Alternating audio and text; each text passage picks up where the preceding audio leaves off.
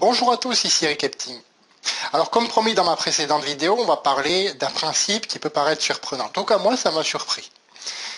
Il est beaucoup plus facile de travailler avec le marché chaud de vos distributeurs qu'avec leur marché froid. Pour illustrer ceci, on va reprendre la progression de Julie. Vous savez l'exemple que j'avais pris dans ma précédente vidéo. Alors imaginons que ces personnes qui avaient promis d'être là à la réunion organisée ne viennent pas.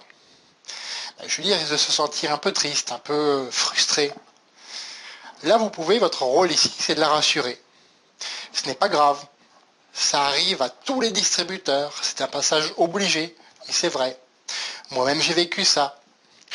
Lorsque tu les verras, tu pourras leur reparler de ça, tout simplement. Et surtout, ne leur en veux pas.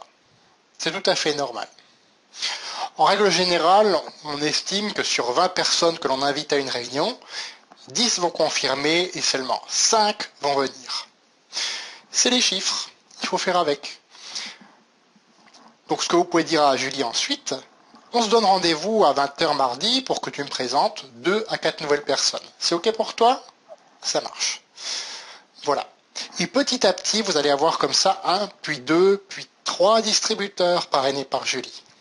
Le but suivant, c'est d'aider cette dernière à trouver son premier as. Son premier atout. Et pour ça, il faut l'aider à dupliquer toutes les actions précédentes. L'aider à aider ses distributeurs à trouver eux aussi 1, 2, puis 3 distributeurs, etc. Voilà. Imaginons que Julie parraine Fred. Fred n'est pas très motivé et régulier dans son activité. Mais il parraine tout de même Sophie. Sophie va en parler de suite à toutes ses copines. Elle organise 2 réunions par semaine. Et donc là, l'idée, c'est que Julie puisse prendre le relais et travailler en binôme avec Sophie le plus rapidement possible. Faites le point avec Julie régulièrement, c'est tout ce que vous aurez à faire. Sophie va ensuite parrainer Jean, Mathieu et Yvon. Donc Jean, pareil que Fred, n'est pas très motivé. Il fait juste un peu de vente de produits. Par contre, Mathieu et Yvon sont à fond, tous les deux. Dans cette lignée, si on compte bien, ça fait déjà 4 personnes super motivées. Il suffit d'en trouver encore une 5e et votre racine prendra vraiment de la profondeur, s'ancrera. À propos de Jean, il faut savoir qu'il est comme 96% des distributeurs qui cherchent simplement un petit revenu complémentaire. Et c'est très bien, c'est très bien comme ça.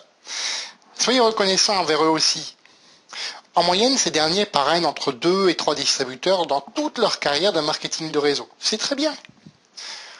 Bien entendu, même si vous appréciez ces personnes-là, ce que vous voulez, c'est trouver des personnes comme vous, partageant la même vision de cette industrie. Et c'est justement ce que nous allons voir dans ma prochaine vidéo.